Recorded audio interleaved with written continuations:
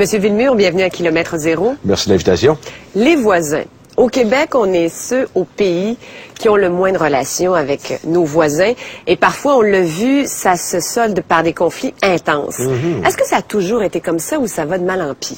Je pense que la situation ne s'améliore pas, mais il faut aller voir sa source historique. Autrefois, le Québec, mais c'est encore une grande région, il fait froid un peu. On n'avait pas de voisins immédiats. Alors, on n'a pas été, si on peut dire, dans notre ADN, programmé à aller parler aux voisins. Il était loin, il était difficile d'accès. Deuxièmement, la mentalité avec laquelle on a tous été élevés, mêle-toi de tes affaires. Dérange pas les autres.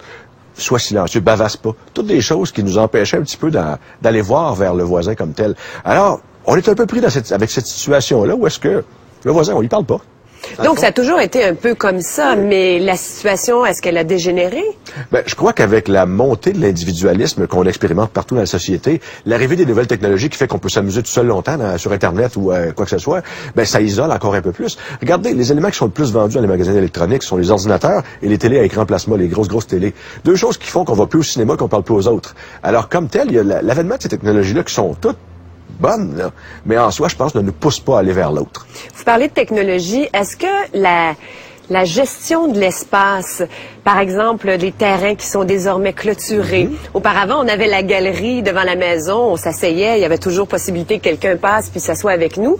Mais maintenant, les terrains sont clôturés, les maisons avec des garages, on saute dans la voiture dans le garage, on s'en va au boulot, on revient, stationne la voiture, on n'a même plus besoin de sortir. Ça doit aussi contaminer les relations. Ben, je pense que justement, l'absence de proximité physique, parce qu'on a une distance, là, n'aide pas la chose. Avant, on vivait en proximité et on leur parlait peu. Maintenant, on vit dans une distante proximité et on leur parle pas plus. C'est intéressant parce qu'il y a une industrie qui est en forte croissance, qui est l'industrie de la protection, les systèmes d'alarme, toutes ces choses-là. Et on remarque une chose, les gens sont bien quand ils sont seuls chez eux, sont embarrés, puis tout est correct. C'est assez remarquable. Et on s'entend bien que le crime, en tout cas, c'est pas quelque chose qu'on devrait nécessairement poursuivre. Oui, les gens voyagent avec chacun une voiture, une personne par voiture. Les gens ne prennent pas le transport en commun. Le réseau peut-être pas le plus étendu, mais il reste que ce sont tous des éléments qui font qu'on ne vit pas ensemble. On manque de vivre ensemble.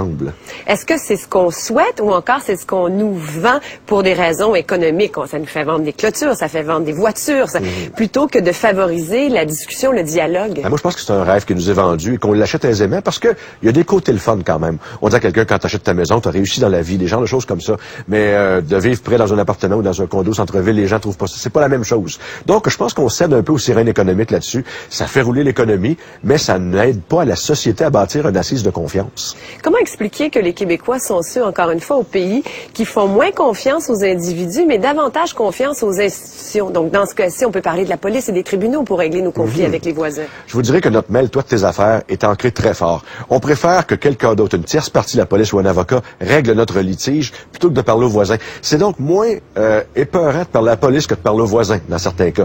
Mais ce qu'il faut voir, c'est le dommage créé aux relations sur la rue ou dans le voisinage. Une fois que la police est partie, vous êtes pris avec le voisin.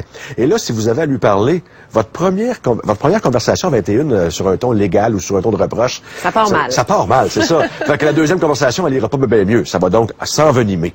Je pense qu'on devrait avoir une idée de parler aux gens un peu plus que ça avant que les choses arrivent, de sorte qu'elles n'arrivent pas. Auparavant, il y avait le perron de l'église qui pouvait jouer un petit peu ce rôle-là. Maintenant, bon, le perron est encore là, mais il y a moins de gens qui fréquentent l'église, n'est-ce pas? Absolument. On n'a pas, je pense, de lieu pour se rassembler. Les gens vont chez eux, ils constituent le cocooning, on a bien vu ça. Ils vont beaucoup au centre d'achat aussi. Deux endroits où on ne parle pas aux voisins, comme tel.